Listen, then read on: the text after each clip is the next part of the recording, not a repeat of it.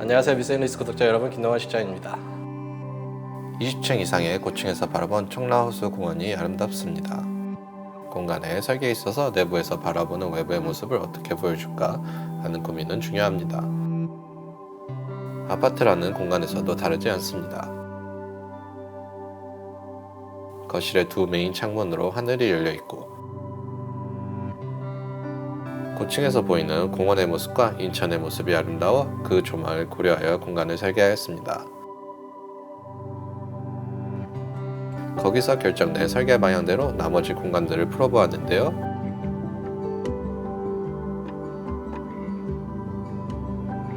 공간별로 보면서 설명해 드리겠습니다. 가시죠.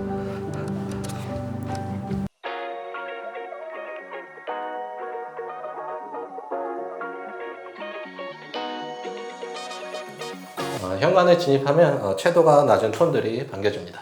기존에는 신발장이 11자로 있던 현관인데요.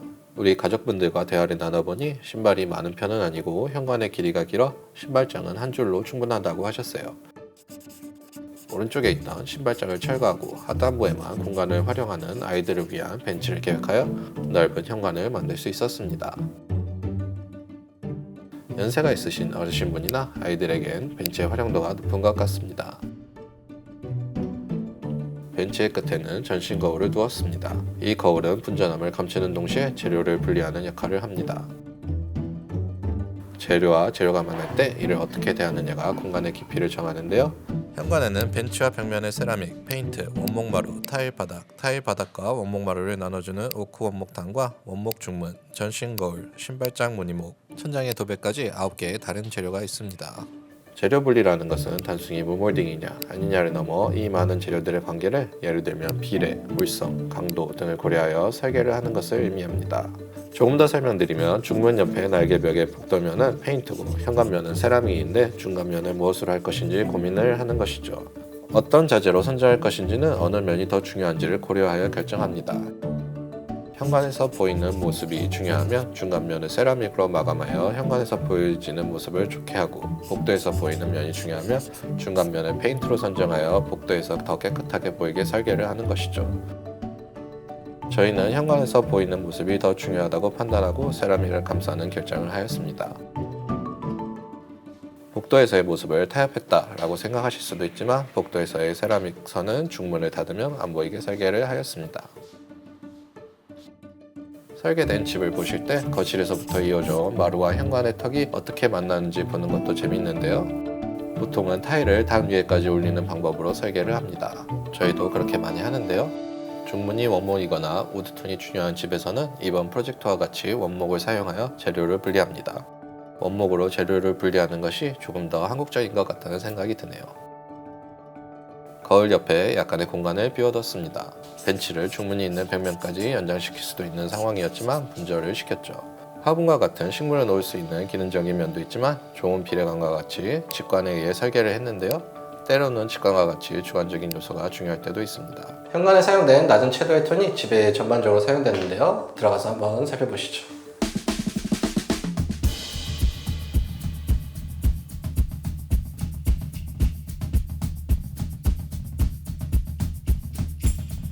주방, 거실과 같이 이렇게 가족이 함께 쓰는 공간을 공용부라고 하는데요. 거실에서는 물론이고 주방에서도 좋은 경치를 즐길 수 있는 공용부를 설계하였습니다. 기존에 있던 주방은 냉장고 장패지 때문에 답답하게 느껴졌습니다.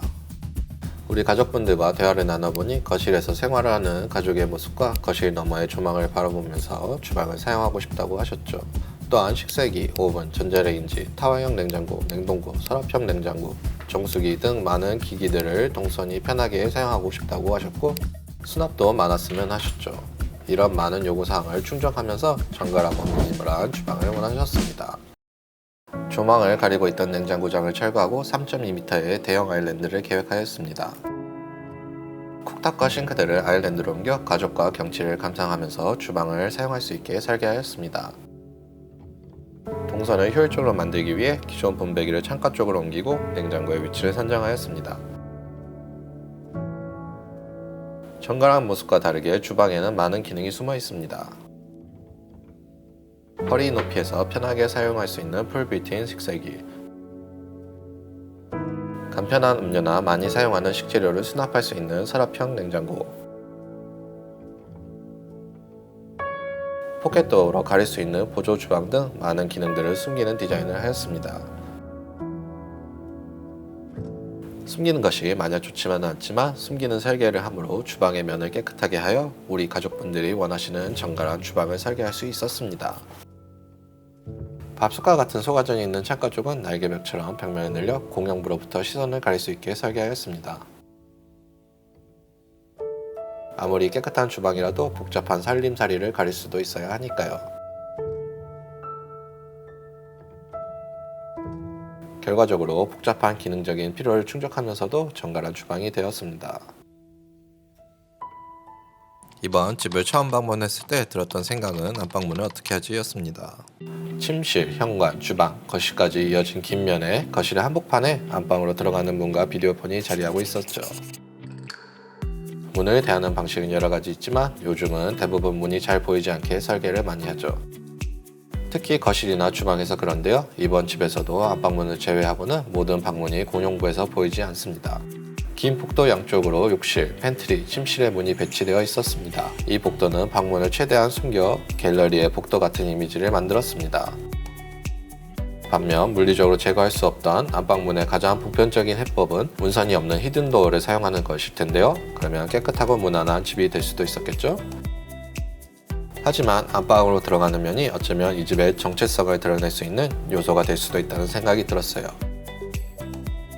저희는 문을 숨기는 것보다 부각하기로 하였습니다. 무늬목으로 하나의 게이트를 만들어 큰 문이 있는 것처럼 설계를 하였죠. 마치 갤러리의 복도를 지나 다른 공간으로 넘어가는 게이트와 같은 역할을 합니다. 반대편 면에는 안방의 게이트와 동일한 재료를 사용하여 다용도실을 감싸고 있는 면을 덩어리지게 표현하고 아일랜드 서랍장도 동일한 무늬목을 사용하여 공간의 일체감을 줌과 동시에 면과 덩어리를 잘 어울리게 설계하여 리듬감을 주었습니다. 우리 가족분들과 말씀을 나눠보니 안방에서 주로 TV를 보신다고 하시고 거실에서는 음악을 감상하신다고 하셔서 가족분들을 위해 좋은 조망을 즐기면서 음악을 감상할 수 있게 오디오 기기들을 레이아웃하고 소파와 데이베드 그리고 테이블을 배치하였습니다.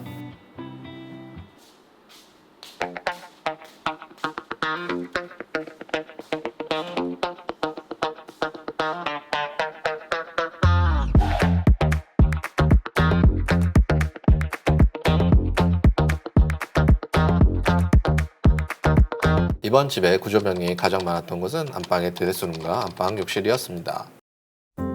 가족분들과 대화를 나눠보니 욕조는 거실 욕실에만 있으면 되고 드레스룸에 수납을 많이 확보하고 싶어 하셨죠. 기존의 레이아웃은 우리 가족분들에게 비효율적인 레이아웃이었습니다. 기존에는 거실에 소품을 디스플레이할 수 있는 선반과 장이 있었고 기존 드레스룸은 기역자로 한쪽 면에만 수납이 가능한 드레스룸이었습니다. 수납을 드레스룸으로 최대한 모으기 위해 거실장을 제거하는 것을 시작으로 레이아웃을 변경하였죠. 장의 깊이만큼 욕실의 벽을 거실 쪽으로 이동하고 불필요한 욕조 자리만큼 드레스룸을 넓히기 위해 욕실을 줄일 수 있었죠. 결과적으로 넉넉하게 11자로 수납을 구성할 수 있는 드레스룸을 설계하였죠. 욕실 또한 면적은 좁아졌지만 욕조를 제거함으로 3.7m의 대형 세면대 카운터를 설치하고 그 긴 면과 전면의 큰 벽면을 만들어 면적에 비해 넓어 보이는 욕실을 설계하였습니다. 발색 스텐으로 기능적인 선반을 설계해드렸는데요. 파우더와 안방 욕실을 시각적으로 다채롭게 설계하여 욕실 문이 열려 있어도 안방에서 파우더 넣어 보이는 모습이 변기가 보이는 게 아니라 복도 끝에 마치 아름다운 하나의 작품을 보는 것 같이 설계하였습니다. 우리 가족분들과 대화를 나눠보니 안마의자를 꼭 어딘가에 넣고 싶어 하셨어요. 안방의 발코니를 확장하고 안마의자를 넣기로 하였죠. 안마의자가 너무 좋긴 하지만 안마의자는 보통 시각적 방해 요소가 되죠. 시선을 분산시키기 위해 안마의자 앞에 간살도어를 설계하였습니다. 또한 조명 계획과 침대 프레임을 설계하고 마테리얼에 변화를 줘서 공간의 무게중심을 침대 쪽으로 옮기는 설계를 하였습니다. 안마의자가 전혀 거슬리지 않는 안방이 되었네요. 복도 끝에는 우리 아버님만의 공간이 있습니다. 공간적으로는 기본적인 베이스만 정리해 드렸습니다. 우리 아버님이 취향이 좋으셔서 직접 공간을 꾸미셨는데요. 각각의 제품 및 소품들 자체가 인테리어가 되는 듯한 공간이었습니다.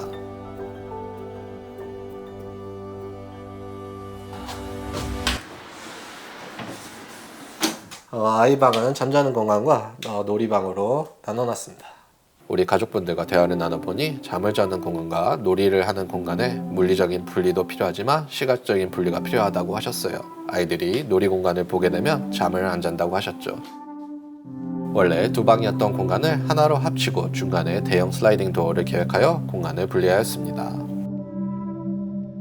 거실 욕실은 주로 아이들이 사용합니다. 우리 가족분들과 대화를 나눠보니 욕조가 필요하고 관리하기 편하면서 동시에 선이 별로 없는 미니멀한 욕실을 원한다고 하셨어요.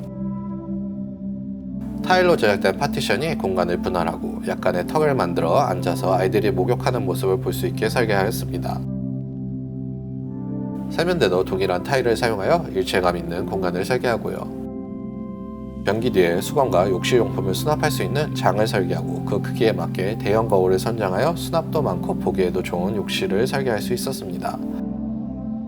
어떻게 보셨나요? 조망이 너무 좋아 그와 어울리는 공용불 레이아웃과 톤의 선정으로 시작된 프로젝트였는데요. 하나하나 보면 복잡한 기능들이 많지만 보이는 것은 정갈한, 잘 정돈된 집이 아니었나 생각합니다.